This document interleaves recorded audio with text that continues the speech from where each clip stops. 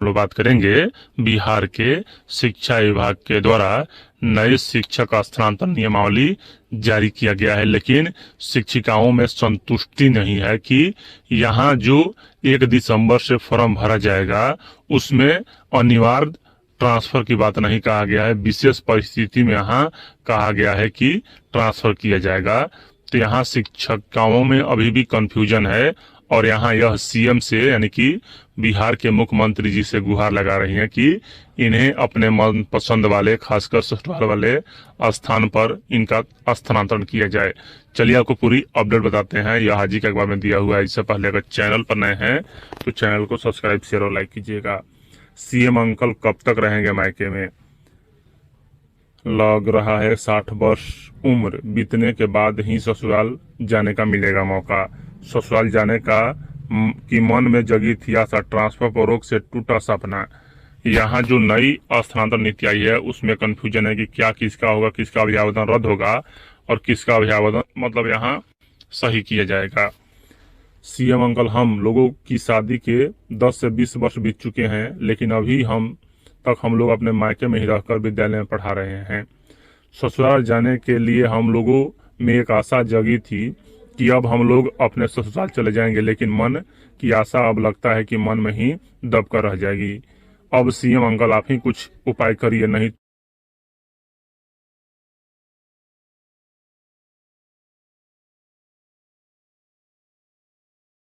वर्ष की उम्र तक मायके में ही रहना पड़ेगा और अब नई नीति आ जाने के कारण बुढ़ाते में ही ससुराल जाना पड़ेगा।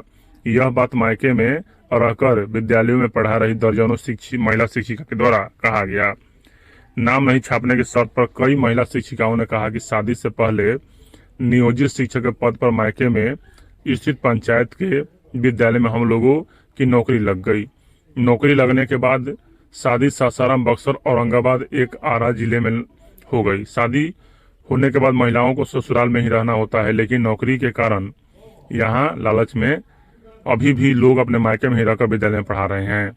एक आस जगी थी कि हम लोगों का ट्रांसफर ससुराल वाले क्षेत्र में हो जाएगा, लेकिन यहाँ ट्रांसफर पर रोक लगाने के बाद उम्मीद खत्म हो गई थी। अब देखिए यहाँ सूबे की सरकार की ओर से शिक्षक ट्रांसफर पोस्टिंग आदेश को स्थगित कर दिया गया। हालांकि स्थानांतरण को लेकर सरकार की ओर से नया अपडेट दिया गया है। शिक्षा विभाग की ओर से जारी आदेश के बाद एक बार फिर से शिक्षकों को नए सिरे से ट्रांसफर हो सकेगा।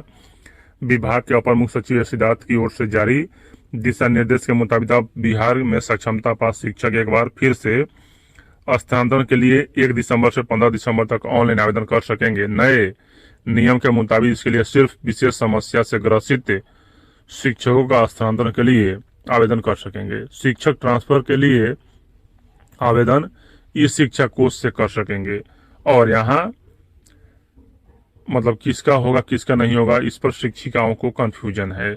यहाँ देखिए कहा जा रहा है कि शिक्षक शिक्षिकाओं की अलग अलग राय। चैनपुर प्रखंड की डूमरकोन पंचायत के झरिया प्रारंभिक विद्यालय में कार्यरत शिक्षिका शिखा कुमारी ने कहा कि 10 वर्षों से अधिक समय से पहाड़ी पर रहकर विद्यालय में पढ़ा रही हूँ, जबकि मेरे पति की पोस्टिंग रोहतास जिले में है। सक्षमता पास करने के बाद एक आस जगी थी कि अब दोनों की पोस्टिंग एक साथ हो जाएगी, लेकिन ट्रांसफर आदेश रोक लगा दी जाने के कारण यानी कि यहाँ मतलब कि फिर से जो आशा हुआ टूट चुका है। बिहार लोक सेवा आयोग से चयनित बघेल मध्य विद्यालय की शिक्षिका नगमा खातून ने कहा कि एक बार सरकार ने महिला शिक्षिका के लिए मौका देना चाहिए कि उनका प्रखंड अनुमंडल में ट्रांसफर हो जाए।